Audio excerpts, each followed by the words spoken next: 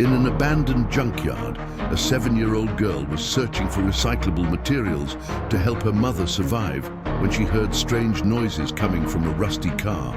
Driven by curiosity, she approached and made a shocking discovery in the trunk. A well-dressed man, clearly wealthy, bound with thick ropes and gagged with duct tape, his desperate eyes silently begging for help. Just as she tried to free him, she heard heavy footsteps approaching. What happens next is unbelievable. The sound was almost a non-sound, a muffled pulsing that was lost in the moan of the wind between the mountains of twisted metal.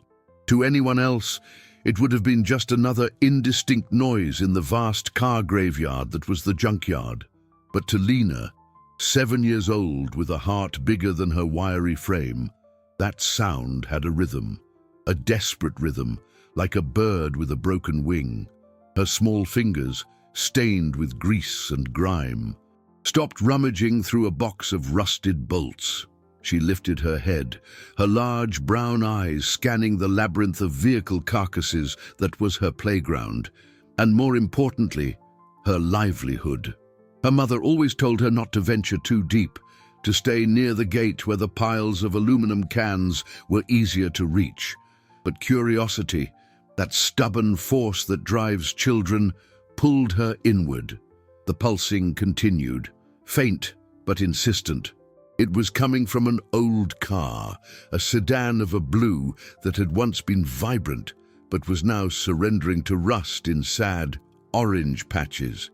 Lena left her canvas bag, half full with copper she'd managed to strip from some old wires, and tiptoed toward the vehicle.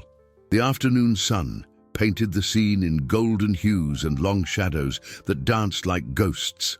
A shiver ran down her spine, but it wasn't from fear.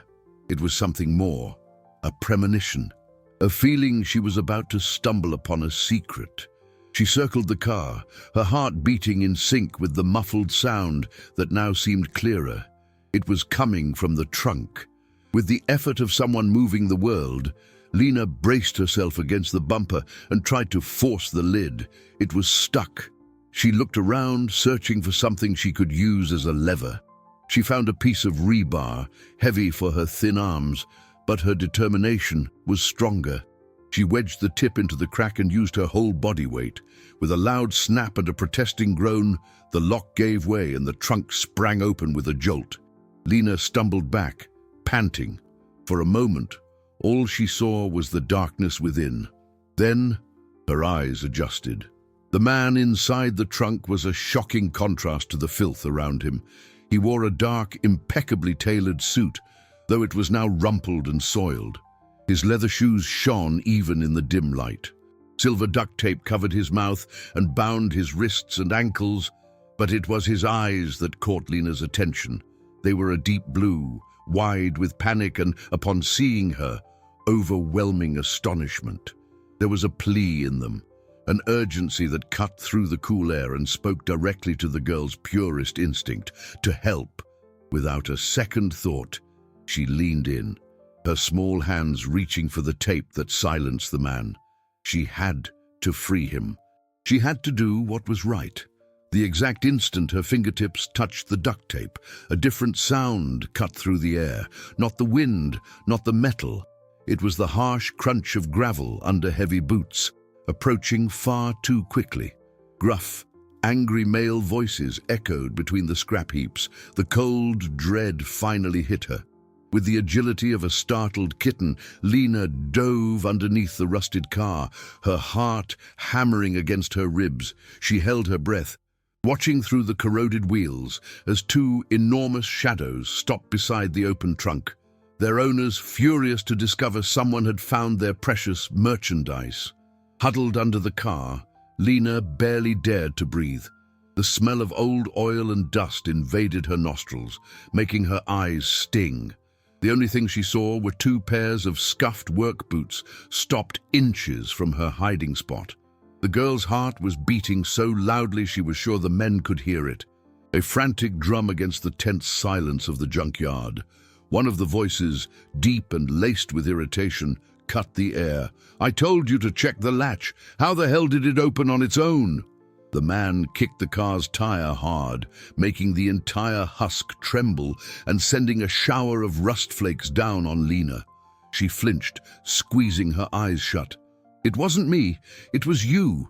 You were the last one to close it." The other voice, higher and more nervous, shot back. "The boss is going to have our hides if anything happens to this package. He's worth a fortune, not some sack of potatoes."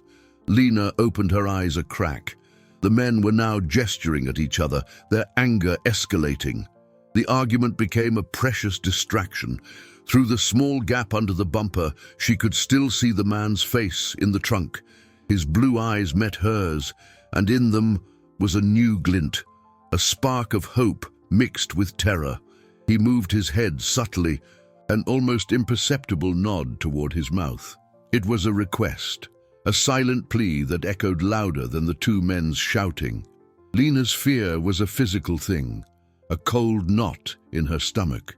Her mother had always warned her about strangers, about the dangers of the world that existed far beyond their chain-link fence. Stay quiet, don't get involved, survive. Those were the rules. But the man's eyes, they held a kind of suffering that Lena, in her short life of hardship, understood instinctively. It was the helplessness of being trapped, of having no voice, and she, with her small hands, could give him one. As the kidnappers shoved each other, their backs turned to the trunk for a brief second, the decision was made. It wasn't a thought, it was an impulse, a wave of courage that swept her out of her hiding place. In one fluid, silent motion, she crawled out, rose just high enough to reach the trunk, and with a quick, decisive pull, ripped the silver tape from the man's mouth. The sound of the adhesive tearing from skin seemed like a thunderclap in her ears. The man gasped, air hissing into his lungs. For a moment, Lena froze, certain they had been discovered. But the two men continued their heated dispute, oblivious to the small drama unfolding just feet away. The rich man didn't scream. He leaned forward as far as his bonds would allow and whispered, his voice hoarse and desperate. "The knot, my right hand. There's a loose end. Pull, please, pull." His words were a breath of urgency. Lena looked at the thick ropes binding his wrists. She saw the complex knot, and sticking out of it, a small tail of rope. Her little hand trembled as she reached for it. The fate of all his money and assets seemed to hang on that single gesture. It was then that the argument stopped. A sudden, heavy silence fell over the junkyard, broken only by the whistling wind. "Did you hear that?" the deep voice said. Lena snatched her hand back as if she'd touched fire. She retreated into the car's shadow, her heart in her throat. The taller man turned slowly, his eyes narrowing as he surveyed the scene. His gaze passed over the open trunk and landed squarely on the prisoner's face, noticing for the first time the absence of the silver gag. A low growl escaped his throat as comprehension dawned. Lena's world shrank to the tight, dark space under the car. The kidnapper's growl was the trigger for an explosion of contained violence. "He's loose!"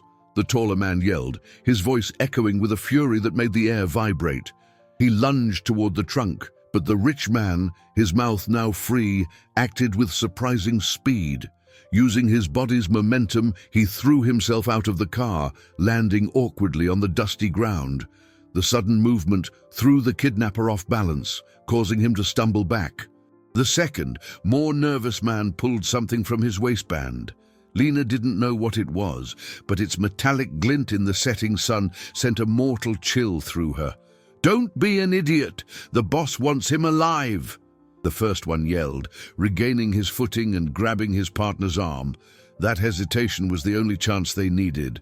The rich man, even with his hands tied behind his back and his ankles bound, began to move. He scrambled and hopped in a grotesque, desperate dance, putting distance between himself and his captors. His eyes, however, weren't on the men. They were fixed on the spot where Lena had hidden. "Run!" he hissed, the word both a command and a plea. The order broke the spell of fear that had paralyzed her. Scrambling out from the other side of the car, Lena got to her feet and bolted. Her thin legs moved with the familiarity of someone who knew every inch of this metal labyrinth. She didn't look back, but she heard the kidnappers' furious shouts. "Get the girl! She saw our faces!" Panic gave her wings. She zigzagged between stacks of tires, ducked under the chassis of rusted trucks, and leaped over old engine blocks. The rich man somehow managed to keep up. He moved with a fierce determination, using the walls of scrap to brace himself and push forward. Their advantage was the terrain. To the kidnappers, it was a confusing obstacle course. To Lena, it was home.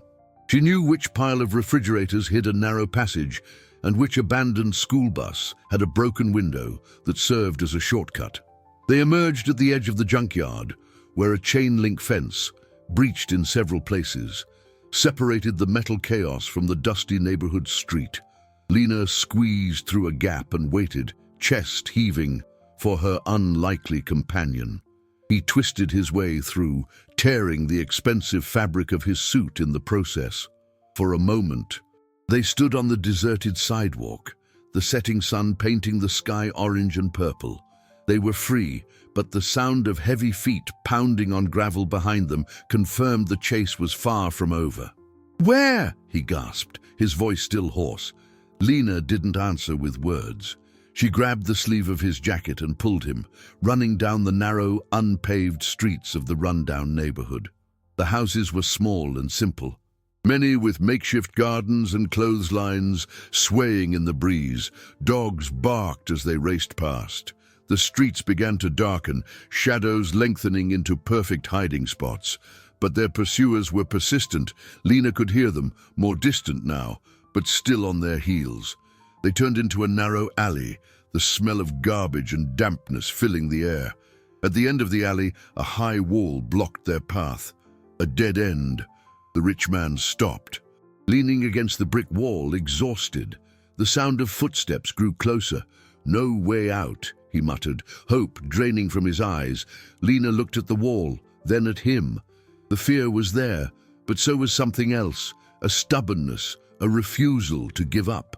She spotted a dumpster pushed against the wall and a rusted fire escape just above it. A dangerous idea, but their only one, began to form in her mind.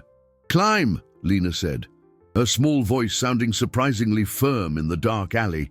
She pointed at the dumpster. The man stared at her, disbelief on his grimy face. Climbing that with his ankles tied seemed impossible. The pursuers' voices echoed at the alley's entrance, closer than ever. There was no time to hesitate.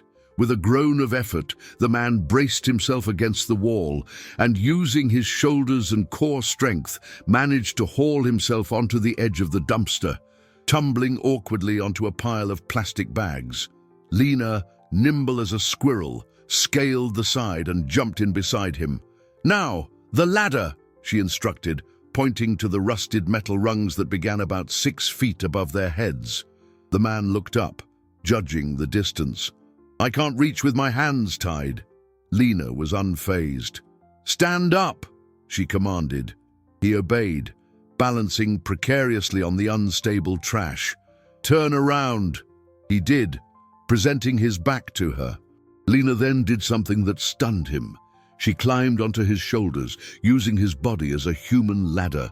Her small feet found a firm purchase, and with a leap, she grabbed the bottom rung of the fire escape. The structure groaned in protest, but held. She steadied herself and looked down. "I need to untie your hands."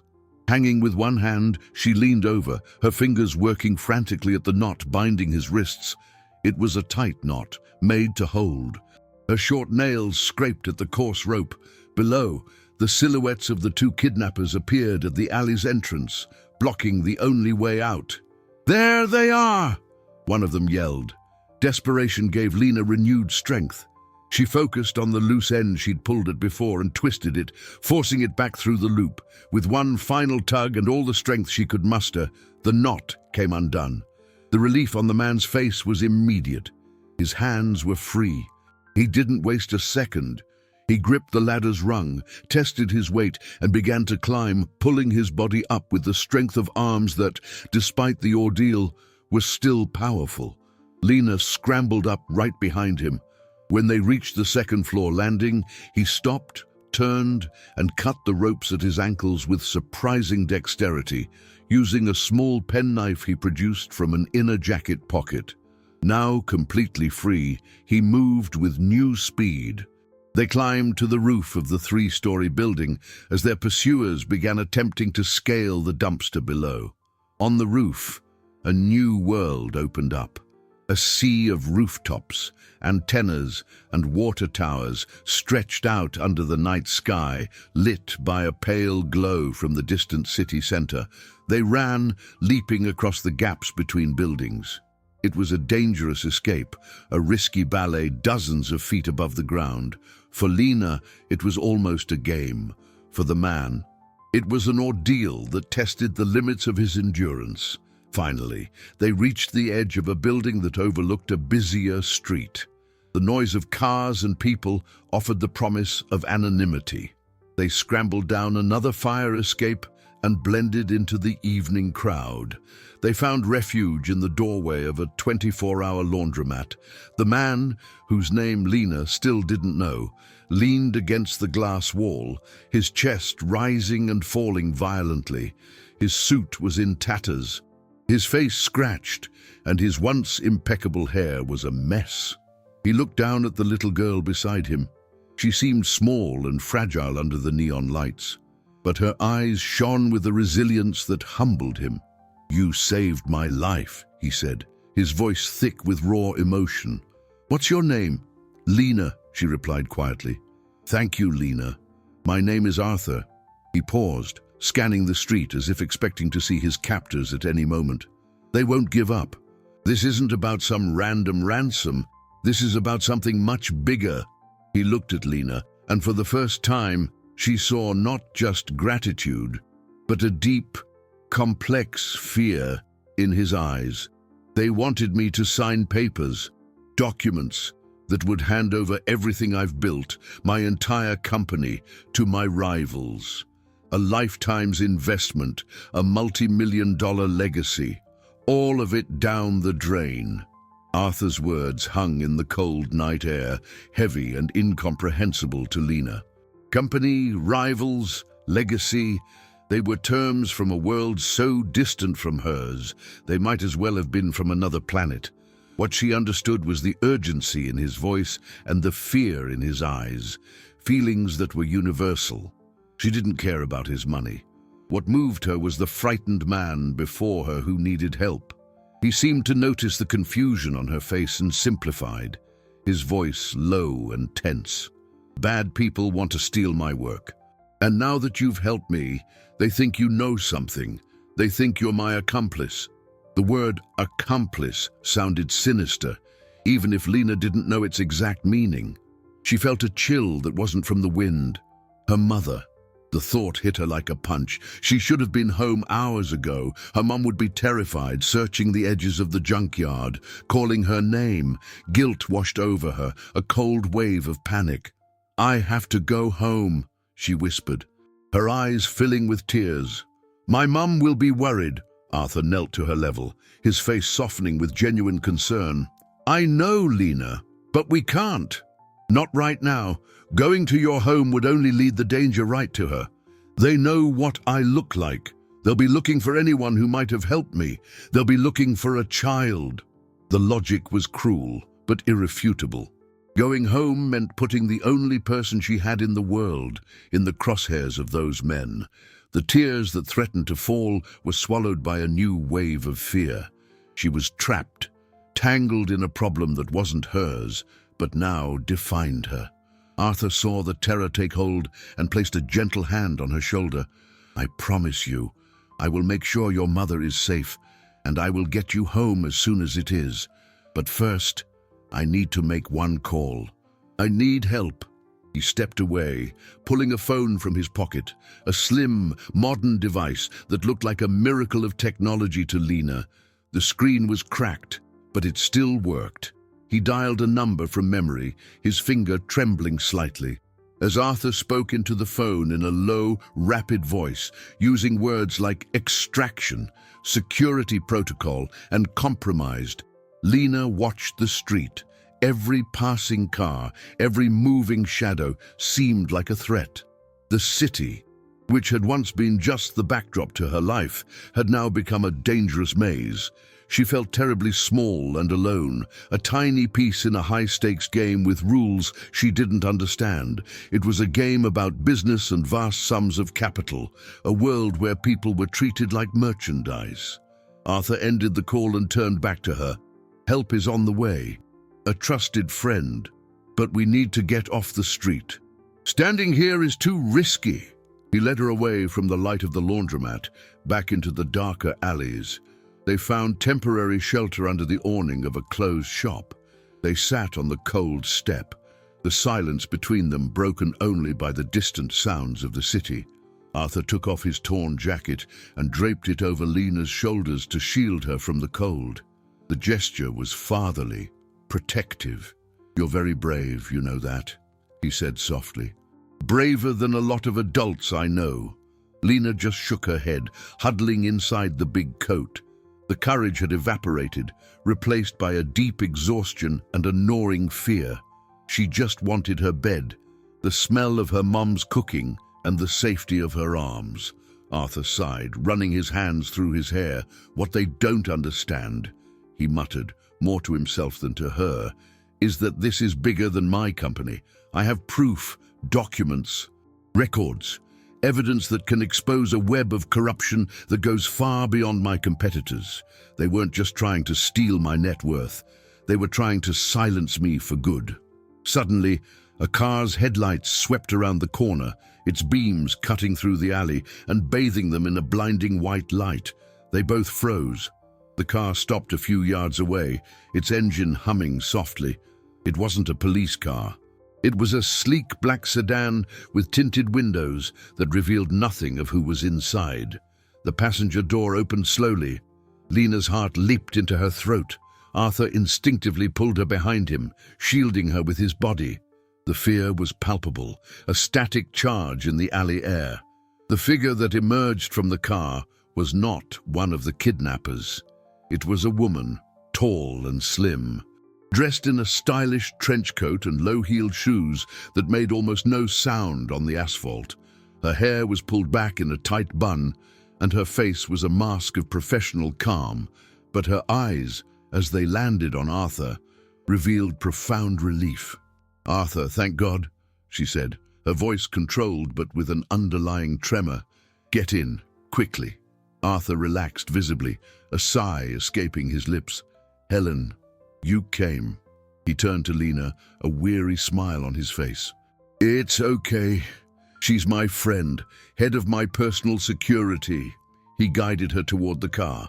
Lena hesitated for a second, her mother's warning about not getting into strangers, cars echoing in her mind. But the gentle look Helen gave her and Arthur's trust convinced her.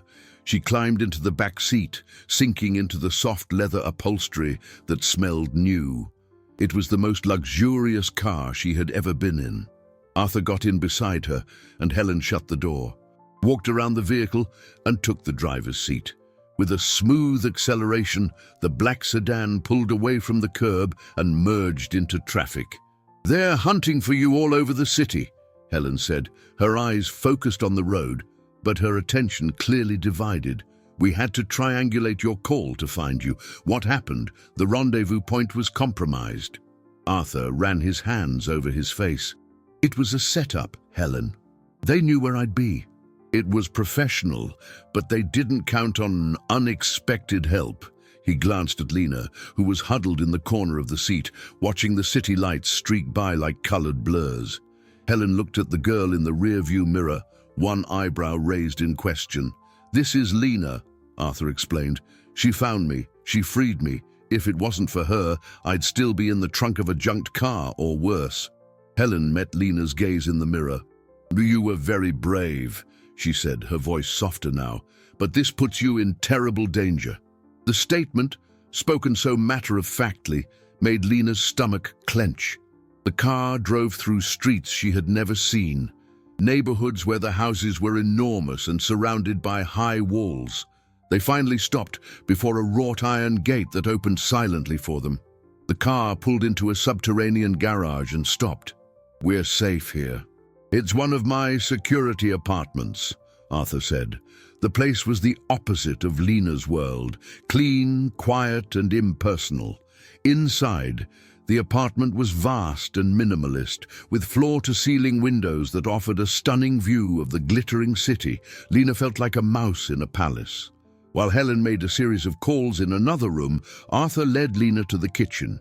He opened a stainless steel refrigerator packed with food. "Are you hungry?" he asked. Lena nodded shyly. She was starving. He made her a cheese sandwich and a glass of milk, and she ate in silence, perched on a high stool she could barely reach. As she ate, she overheard snippets of Helen's conversation. Junkyard cameras got an image, clear face. A cold fear ran through her. They had seen her face. They knew what she looked like. Arthur must have seen the change in her expression. "We're going to take care of you, Lena. I promise." But the promise felt fragile against the terrifying reality. Helen walked into the kitchen, her face grim. "It's worse than we thought, Arthur. They pulled footage from a street-level security camera near the junkyard. They have a clear shot of the girl's face. They're circulating it among their informants. They know she's from the neighborhood. It's only a matter of time until they find out exactly who she is and where she lives." Arthur went pale. The threat was no longer abstract. It had a clear target: Lena's family, her mother. The safety he had promised Lena suddenly felt like a lie. Helen's news landed like a stone in the silence of the luxurious apartment. The sandwich in Lena's hand suddenly lost its taste. Her mother, the image of her at home, alone, worried, was now overlaid with another, far more terrifying one, the image of her opening the door to those men. Arthur's world, with its millions of dollars, stocks, and complex deals, had collided with hers in the most brutal way, and the shrapnel was threatening to sever the only thing that mattered to her. "We have to get her out of there," Arthur said, his voice firm but edged with panic. "Now, Helen, send a team, quietly. Bring her mother here." Helen shook her head, her face impassive, but her eyes filled with a grim concern. "We can't, Arthur. It would be a tactical error. A strange team showing up at her door in the middle of the night will only raise suspicion in the neighborhood. If their men are already watching the area, and it's likely they are, they'll know we're involved. It would confirm for them that the girl is with you and make her mother an immediate target. Her best chance, for now, is anonymity. They have a face, but they don't have a name or an address yet." The logic was cold and merciless, but Lena, even at her young age, understood. Moving was dangerous. Staying put was also dangerous. There was no good choice. Arthur paced the spacious kitchen, a caged animal. Guilt was eating him alive. He, a man who controlled a financial empire, who moved markets with a single decision, was powerless to protect one child and her mother. All his wealth, all his power, seemed useless. "So what do we do?" he demanded, frustration raw in his voice. "We wait for them to find her." Helen came over to Lena, crouching so their eyes were level. Her professional demeanor had melted away, replaced by genuine compassion. "Lena," she said softly, "we need your help. You know the neighborhood. You know the people. Is there anywhere your mom would go if she was scared? A friend? A relative? A church?" Lena thought, her brain working through the fog of fear. Her mother was a solitary woman. They had no family nearby, and friendships were shallow, forged in the daily struggle for survival. There was the lady at the corner store, but she was a gossip. There was the guy who fixed shoes, but he drank too much. No one safe, no one trustworthy. "No," she whispered, despair beginning to set in. "It's just us." Suddenly, a memory flashed in her mind, a flashback, crisp and clear. Her mother, sitting on the edge of her bed a few months ago after a nightmare Lena had. "Inden, if anything happens, sweetie," her mother had said, her voice serious. "If you feel like you're in danger and I'm not around, go to the place where the metal flowers never die. Wait for me there." Lena had never understood what it meant. It sounded like a riddle from a fairy tale, but now the urgency of the situation gave it a new clarity. "Metal flowers," she murmured to herself. Arthur and Helen stared at her, confused. "What is it, Lena?" "What are metal flowers?" Arthur asked, kneeling beside Helen. Lena closed her eyes, trying to picture every corner of her neighborhood. And then the image came. It wasn't a flower shop. It was the gate of the old city cemetery, abandoned for decades. The wrought iron gates were decorated with metal roses and lilies, rusted and twisted by time. The place where the metal flowers never die, a secret meeting point. Her mother, in her simple wisdom, had created an emergency plan for them. Hope sparked, fragile but real. "I know where it is," she said, her voice louder now. "It's the old cemetery." Arthur and Helen exchanged a look. It was a public place, isolated, an unlikely rendezvous, and therefore brilliant. But before they could form a plan, Helen's personal cell phone, a different device than the one she'd used before, rang with a shrill, urgent tone. She answered, listened for a moment, and her face went white as a sheet. She turned to Arthur, and the look in her eyes made Lena's blood run cold. "Arthur, they're not just looking for her anymore. They've put out an alert, not to the police, to the underworld. A reward, a huge reward for any information leading to the junkyard girl. A reward." The word hung in the sterile apartment air, freighted with sinister weight. Lena didn't fully grasp the concept, but the reactions of Arthur and Helen told her everything. Arthur's face tightened into a mask of fury and self-loathing. "They've turned an innocent child into a target," he snarled, his voice low and dangerous. "They put a price on her head. Every greedy, desperate person in this city will be looking for her now." The situation had escalated from a chase to a citywide manhunt. They no longer needed just the two original kidnappers. They now had an invisible army of potential informants. Every face on the street, every curious neighbor, every person Lena had ever known, was now a potential threat. Helen remained calm, her tactical mind already processing the new variable. "This changes everything," she said, her tone sharp. "The cemetery plan is off. It's too exposed. We can't risk leading her mother to a public place. We need to control the environment." She began to pace the room, her heels clicking softly on the hardwood floor. "They think they're in control, using money as a weapon. We'll use the same weapon against them." She turned to Arthur. "We need to raise the stakes, offer double, triple, leak to the same channels a counter-reward for information, leading to the arrest of the men who kidnapped you and whoever hired them. Turn the hunters into the hunted. Make them afraid of their own shadows." Arthur nodded, a spark of his old authority returning to his eyes. This was a language he understood. The power of capital, the manipulation of markets, even if the market in question was the criminal underworld.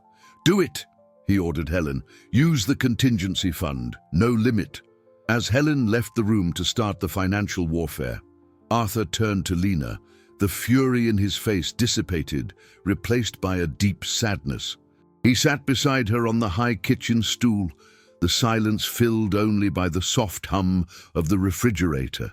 He felt like a complete failure, a billionaire who couldn't protect a 7-year-old girl.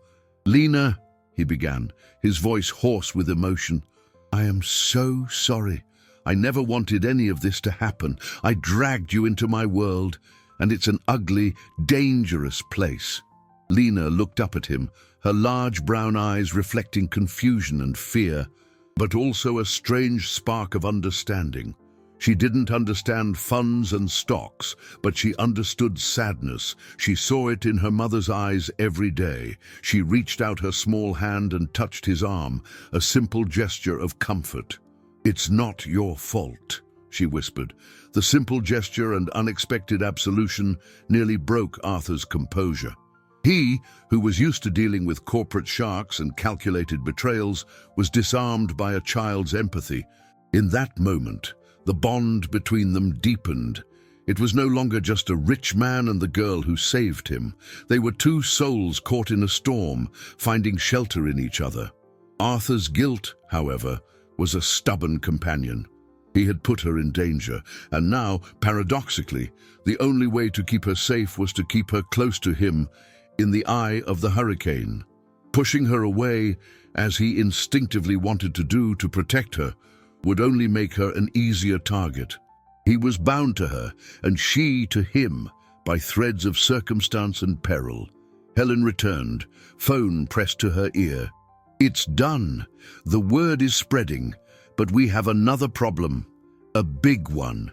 She waited a moment, the tension in the room becoming almost unbearable.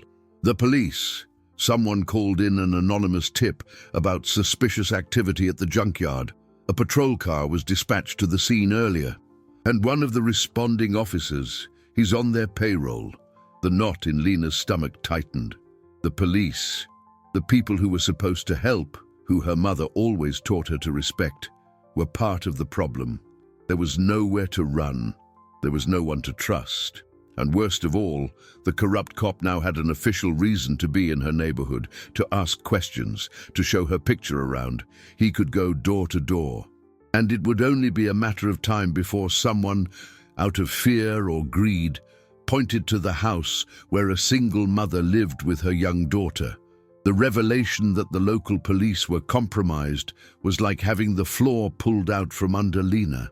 Since she was little, she'd learned that blue uniforms meant safety, a force you could rely on. Now that certainty was dissolving, leaving her in a vacuum of mistrust. Arthur saw the growing panic in the girl's eyes. He felt the same helplessness, but his was born of rage. He paid millions in taxes, funded community programs, contributed to the police pension fund. The irony was bitter. A part of his own wealth was, indirectly, funding the very corruption that now threatened to destroy an innocent child's life. "Who is he?" Arthur asked Helen, his voice ice-cold. "I need a name." "Officer Miller," Helen replied, reading from her tablet. "Clean record on the surface. But our source is solid. He's been receiving regular payments from a shell corporation tied to your competitors." Arthur's world, which had always seemed so vast and powerful, was suddenly revealed to be rotten from within. A web of invisible, corrupting tentacles that reached even into the institutions meant to protect citizens. The fight wasn't just against two kidnappers and their employers. It was against a corrupted system. Lena and her mother's situation had become exponentially more dangerous. Officer Miller didn't need the underworld's reward. He had a badge. He could knock on Lena's mother's door under the guise of a routine investigation, gain her trust, and extract information. He could intimidate the neighbors. The threat now had a face and a uniform. The luxury apartment, which had seemed like a sanctuary, began to feel like a gilded cage. Lena walked to the enormous window and looked down at the city below. The lights were like fallen stars, but they brought no comfort. Somewhere in that tangle of streets, her mother was alone and in danger, and the guilt weighed on Lena's small shoulders like a lead cloak. A memory hit her, a flashback from a few weeks ago. She was sitting in their kitchen, doing homework, while her mother got ready for work. "Why do you have to work so late, Mommy?" she had asked. Her voice sleepy. Her mother, tying her hair into a practical ponytail, had smiled fondly. "Because it's a good job, sweetie. Cleaning the offices of important people. The building is safe. The pay is steady. It makes sure we have food on the table." She remembered the name on her mother's uniform, Bright Sparkle Cleaning Services. And she remembered the logo on her ID badge, a stylized skyscraper. A skyscraper she was looking at right now, from this very window. It was the Central Executive Tower, the tallest building in the city. Lena turned around, her eyes wide. "My mom," she said, her voice barely a whisper. "She works as a cleaner at night in an office building." Arthur and Helen stared at her, not understanding the immediate relevance. "Which building, Lena?" Arthur asked gently. "The tall one, that one." She pointed through the window at the tower of glass and steel that dominated the skyline. "The Central Executive Tower."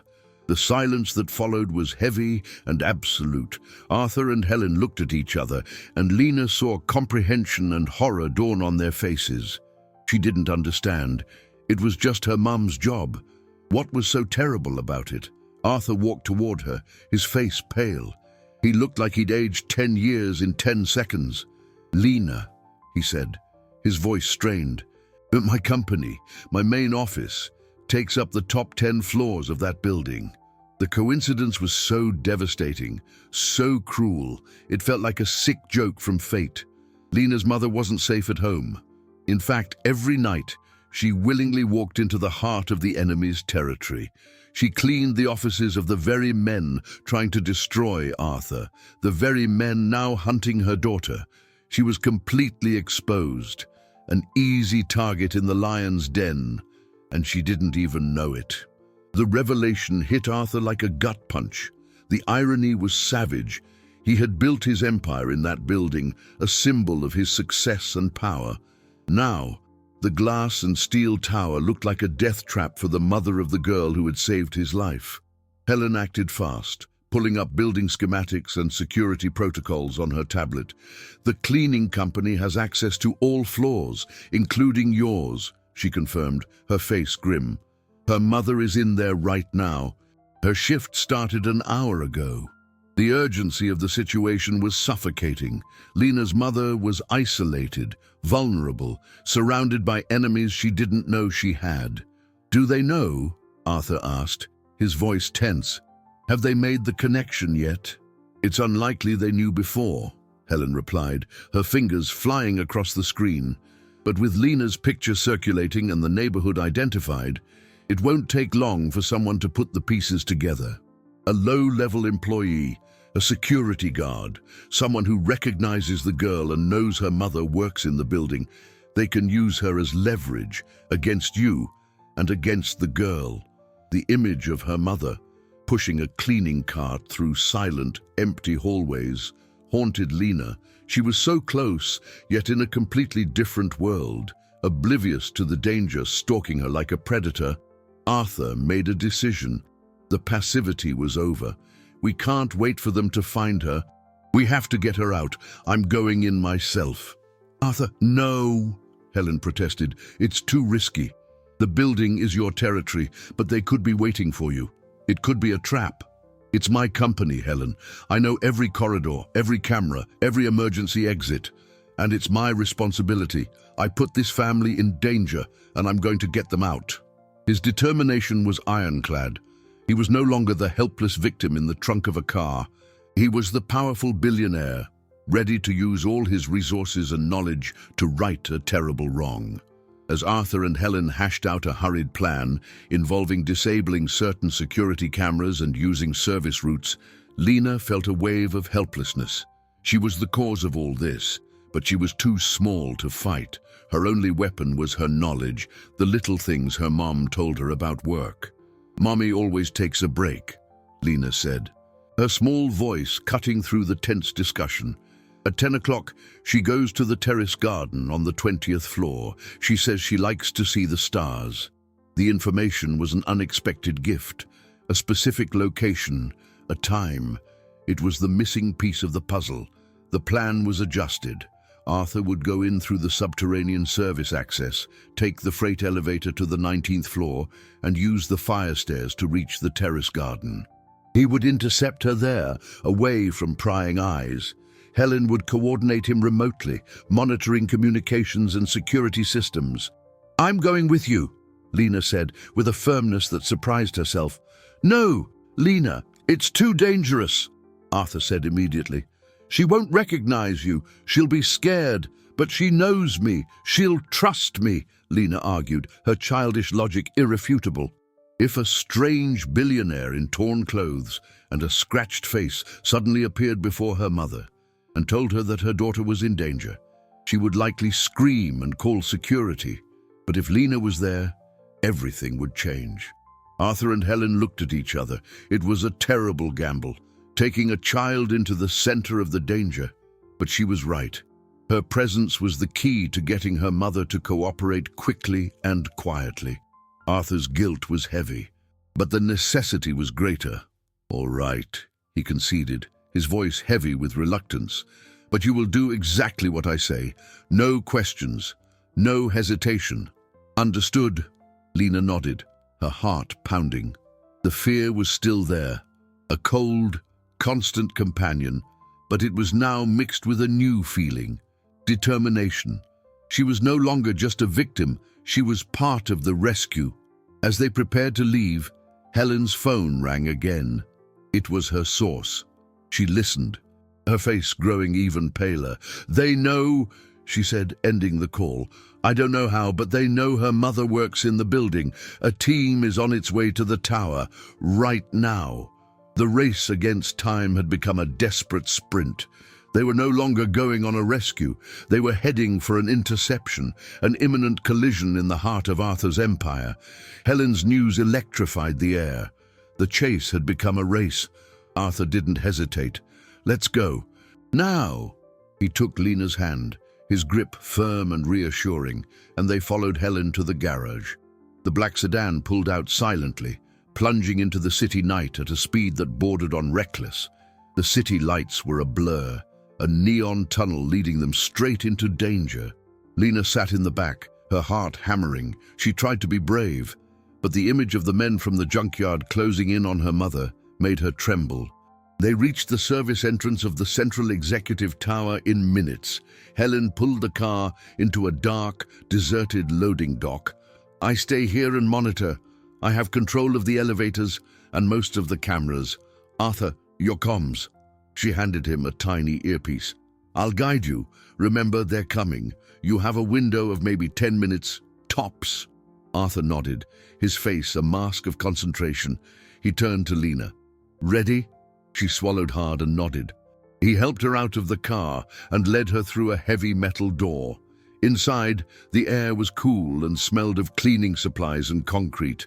The freight elevator lurched upwards, the floors flying by. "Helen, status," Arthur spoke into his comms. "2 men entered through the main lobby. They're heading up in a guest elevator. I've stalled it between floors, but I can't hold them forever. You need to hurry." "Understood." The elevator stopped at 19. The doors opened onto a dimly lit corridor filled with boxes and maintenance equipment. Arthur took Lena's hand, and they ran toward a door marked stairs. The sound of their footsteps echoed in the concrete stairwell. They climbed one flight, and Arthur carefully pushed open the door to the 20th floor. They emerged into a plush, silent hallway that led to double-glass doors. Through them, they could see the terrace garden. It was an oasis suspended in the sky, with small trees, stone benches, and the soft sound of a fountain. And there, sitting on a bench with her back to them, was a lone figure, Lena's mother. Her head was down, and she looked tired. Lena felt an overwhelming urge to run and hug her, but Arthur's grip on her hand held her back. "Lena, wait here," he whispered. "Let me talk to her first. Don't startle her." He walked slowly out onto the terrace. The night air was crisp. "Excuse me, Mom," he said, his voice calm. Lena's mother jumped, scrambling to her feet. Her face was a mixture of fear and confusion at the sight of the elegant yet disheveled man approaching her. "Who are you? What do you want?" "My name is Arthur. Please, don't be alarmed. Your daughter, Lena, she's safe, but you are both in grave danger." The woman's eyes widened in terror at the mention of her daughter's name. "Lena? Where is she? What have you done with her?" Her voice rose, bordering on hysteria. That was Lena's cue. She stepped out from behind the door and ran onto the terrace. "Mommy!" The relief on the woman's face was so immense her legs gave out. She sank to her knees and hugged Lena with desperate strength, burying her face in her daughter's hair and sobbing, "Lena, oh my God, where have you been? I was so worried." "Mommy, we have to go," Lena said, urgency in her small voice. "Bad people. They're coming." Lena's mother looked up at Arthur, suspicion still warring with relief. "What's she talking about?" Before Arthur could answer, Helen's voice crackled in his earpiece, sharp and urgent. "Arthur, they're through my lock. They're in the elevator, coming up fast. They'll be on your floor in 30 seconds. The north exit is compromised. The only way is up, to the helipad." Panic set in. The soft chime of the elevator arriving on their floor echoed down the silent hall. Arthur grabbed Lena's mother's arm. "No time to explain. Trust me, we have to go. Now!" He pulled them toward another fire escape on the far side of the terrace. Lena's mother, still confused and terrified, stumbled after him, holding Lena's hand as if it were her only anchor in the world. They burst into the stairwell the exact moment the elevator doors slid open, revealing the figures of two large, menacing men. One of them was the man with the deep voice from the junkyard. His gaze swept the empty terrace and locked onto the stairwell door that had just swung shut. He smiled, a cold, predatory smile. "They're trapped, going to the roof, like rats." The climb up the stairwell to the helipad was a blur of concrete, echoing footsteps and ragged breaths. Lena could feel the tremor in her mother's hand, a mix of exhaustion and pure terror. Arthur led the way, taking the steps two at a time, his calm exterior belying the adrenaline coursing through his veins. The sound of heavier footsteps began to echo from below, climbing at an alarming rate. They were being hunted. "Helen, where's the chopper?" Arthur gasped into his comms. "5 minutes out, Arthur. The pilot is pushing it, but city airspace has rules. I can't just clear the sky for you. You have to hold them off. Hold them off." The phrase was absurd. It was two men against a businessman, a cleaning lady, and a 7-year-old girl. They reached the top landing, a heavy metal door with a push bar and the words "roof access." In red letters was the final barrier. Arthur shoved it open. The night wind hit them full force, a cold howl that carried the distant hum of the city. The helipad was a vast expanse of concrete, marked with a large H in and ringed by blinking beacon lights. The sky was dark, starless, just the orange glow of light pollution, and it was empty, no sign of the helicopter. The footsteps on the stairs grew louder, closer. The door burst open and the two men emerged, blocking the only way out. The deep-voiced man, who appeared to be the leader, walked slowly toward them. His smile was devoid of any warmth. "End of the line, Mr. Sterling. It was a good run. Give us what we want, and maybe the woman and child get to go home." He pulled a folder from inside his coat. "Just a signature. Transfer your shares, your assets, your investment funds. Sign away your family's legacy. It's a small price to pay for your life." Arthur pushed Lena and her mother behind him. "You don't get it," Arthur said, his voice surprisingly steady. "This was never just about the money. It's about what you do with it. It's about the corruption, the lives you destroy." The man laughed. "Ah, the billionaire with a conscience. How touching. Sign the papers." He threw the folder onto the ground, a few feet from Arthur. "Or my friend here will make sure the three of you don't leave this roof." The second, larger man took a step forward, cracking his knuckles. The wind whipped at Lena's hair, and the distant sound of a siren seemed to mock their desperate situation. Lena looked around, panic giving way to a strange clarity. This was Arthur's world, a world of skyscrapers and power, but it was also her mother's world, a world of hidden corners, service routes, and practical knowledge. She looked at a large air conditioning unit near the edge of the roof. Her mother always complained about the noise it made and how the ventilation grate was always loose, and next to the unit sat a toolbox left behind by a maintenance crew. She tugged on her mother's shirt sleeve. "Mommy, the grate," she whispered, pointing. Her mother looked at her, confused for a second, and then understanding dawned in her eyes. She knew exactly what Lena was talking about. While Arthur continued to talk, distracting the men, Lena's mother moved stealthily to the side toward the toolbox. The deep-voiced man was focused on Arthur, savoring his moment of triumph. Last chance, Sterling. Your fortune or your life? Just then, a sound began to build in the night sky, a low hum that quickly grew into the distinctive thwump, thwump, thwump of rotor blades cutting the air. The helicopter was arriving. The kidnapper leader glanced at the sky, annoyed. Looks like your ride is here, too little, too late. He motioned for his partner to move in. But in that instant, Lena's mother, acting with a courage she never knew she possessed, flipped open the toolbox and grabbed a large fire extinguisher. With a scream that was part fear, part fury, she unleashed a thick jet of white foam directly into the faces of the two men. They were caught completely off guard, sputtering and choking, blinded by the chemical cloud. Arthur didn't miss the opportunity. He lunged forward, not to attack, but to retrieve something that had been discreetly recording everything from his pocket, the evidence that could expose it all. The helicopter hovered over the roof, the downdraft from its blades creating a gale. A side door slid open, and Helen appeared, reaching out a hand. "Let's go now!" The chaos on the rooftop was a whirlwind of wind, foam, and confusion. Arthur grabbed Lena and her mother's hands, pulling them toward the helicopter hovering just feet off the ground. The noise was deafening, the rotors kicking up dust and small debris.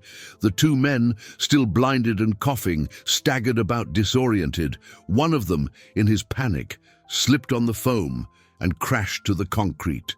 The other, the leader, managed to wipe his eyes just in time to see his prize escaping. With a roar of fury, he lunged for them. Helen, from the helicopter door, shouted something inaudible over the noise, but her gesture was clear. Arthur pushed Lena's mother and then Lena into the cabin. Helen grabbed them, pulling them to safety. Arthur was about to climb in when the kidnapper reached him, latching onto his ankle with a desperate grip. Arthur kicked, but the man held on. For a terrifying moment, they were locked in a stalemate. Arthur, half in, half out of the rising helicopter. Lena screamed, terror seizing her. Her mother held her tight, hiding her face, but Lena kept watching, mesmerized. It was then that something unexpected happened. The stairwell door burst open again, but it wasn't more thugs. It was two building security guards, finally responding to the silent alarms Helen had tripped, and behind them, panting and red-faced from the climb, was Officer Miller. But there was no malice on his face, only panic. Seeing the scene, he seemed to make a decision. Ignoring Arthur completely, he rushed toward the kidnapper. "Let him go! It's over!" Miller yelled, his voice nearly lost in the wind. The kidnapper, seeing the game was up, released Arthur and turned to the cop, perhaps expecting an accomplice. Instead, Miller tackled him, and the security guards swarmed. Arthur was hauled into the helicopter by Helen, and the door slid shut, sealing them off from the chaos below. As the aircraft climbed and banked away, Lena saw the flashing lights of police cars converging on the base of the tower. The war, it seemed, was over. The flight was short and silent. They landed at a secure location, a private compound outside the city. In the days that followed, Lena's and her mother's lives were transformed. They were kept under Arthur's protection in a comfortable guest house that felt like a palace. The first victory came quickly. With Arthur's testimony and the recordings he'd secured, the two kidnappers were arrested.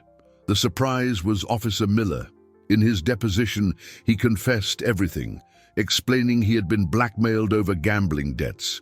His cooperation, prompted by either fear or a shred of conscience at seeing a child in danger, was crucial in dismantling the operation. The second victory was more personal and far sweeter. After a few days in separate secure locations, Lena and her mother were finally able to see each other in peace. The reunion wasn't dramatic, but rather a long, silent embrace, filled with tears of relief and the certainty that the nightmare was over. Arthur, true to his word, used his vast resources to ensure their safety. The family was relocated to an undisclosed location with round-the-clock protection while the legal proceedings unfolded. The fall of the villains was spectacular. The documents Arthur possessed, combined with the confessions, not only implicated his corporate rivals, but exposed a vast web of corruption involving businessmen and public officials. Arthur's younger brother was among the first to be arrested. His betrayal, fueled by a lifetime of jealousy and resentment over his brother's inheritance and success. His capture was the climax of a family drama that had played out in the shadows of the business world. Justice, slow but relentless, began to prevail. The criminals were behind bars, their empires of greed crumbling. The city breathed a little easier. For Lena and her mother, justice brought safety, but the trauma of the terrifying weeks had left deep scars. The real healing was yet to begin. 4 weeks after that fateful afternoon in the junkyard, the morning sun streamed through the window of a bedroom that didn't smell of mildew and rust, but of fresh paint and hope.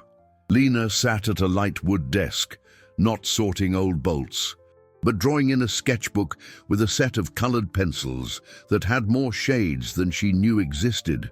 She wore a crisp school uniform with shoes that had no holes. Outside her window, she saw not piles of scrap metal, but a neat green lawn where other children were running and laughing. The picture was so different from her old life, it sometimes felt like a dream. The final victory wasn't just the jailing of criminals or the full recovery of Arthur's company. It was the quiet, profound transformation of their lives. Arthur, deeply grateful and forever changed by the ordeal, hadn't just offered security, he offered a future. He established an educational trust that would cover Lena's schooling all the way through university, ensuring her potential would never again be capped by her circumstances. The girl who had risked everything on instinct now had the chance to become anything she wanted. Her mother, who had spent years cleaning up after the wealthy, was now given a respectable position of her own. Arthur, recognizing her grit and practical intelligence, offered her a job as an administrative manager at his charitable foundation. She learned quickly, her unshakable work ethic and honesty making her a model employee. For the first time in years, she no longer had to choose between paying rent and buying decent food. The weight she had carried on her shoulders was gone, replaced by a quiet dignity. That morning, Arthur came to visit them. He was no longer the frightened, disheveled man from the trunk. He wore a casual suit and his smile was genuine. He brought a small gift for Lena, a book of fairy tales with beautiful illustrations. "I thought you'd like a story with a happy ending," he said. They walked through the garden of their new home, a modest but safe house in a quiet neighborhood, fully paid for by Arthur as a gesture of gratitude. "I can never thank you enough, Lena," he said, watching her page through the book. "You reminded me of something I'd forgotten, that real wealth isn't what you accumulate, but what you're willing to risk for someone else." Lena looked up at him, her eyes wise in her young face. "You were brave too," she said simply. He had learned that the true value of his assets wasn't in interest, dividends, or stock prices, but in the ability to change lives for the better. He began restructuring his business, focusing on ethical investments and dramatically increasing funding for his foundation. The man who nearly lost everything to greed discovered the joy of giving. The junkyard, the scene of their nightmare, became an unlikely symbol. Arthur bought it, not to erase the memory, but to transform it. The site was being cleared and prepped to become a large community park and a vocational center for local youth, a place where hope could be built from what had been discarded. The child who once scrounged for old cans to survive now attended a top school, knowing her compassion was worth more than any treasure. The businessman who learned the hard way that loyalty and courage can't be bought had found a new kind of family in the two women who saved him. Together, they had proven that even in the darkest, rustiest corners of life, kindness can flourish, resilient and more valuable than all the gold in the world.